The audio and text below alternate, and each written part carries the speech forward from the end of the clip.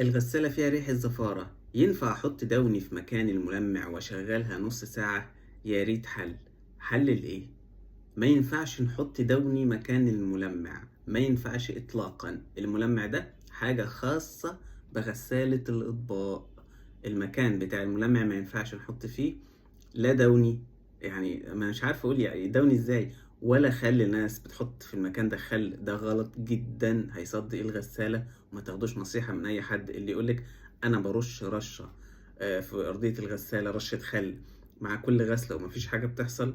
لا، ده غلط كبير جدا، لأن هي بعد فترة هتيجي تعيط وتقول الحقوني غسالتي صدت، الغسالة نوعها وحش، الدهان مش كويس، الأرفف بتصدي، والحقوني يا جماعة أعمل إيه؟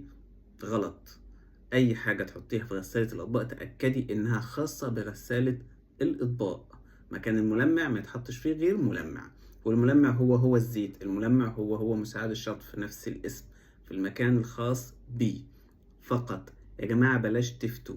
عندك ريحة زفارة، اعمل لي دورة خل، بس دورة خل لها أصول بنحطها وليها. أنا شرحت قبل كده إزاي أعمل دورة الخل. ما ترشيش الخل في أرضية الغسالة، لأن انت كده حطيتي كمية كبيرة مركزة. ما تحطيش الخل في مكان الملمع. دورة الخل معروفة، أنا شرحتها قبل كده، وكل المتابعين عندي عارفينها. شكرا.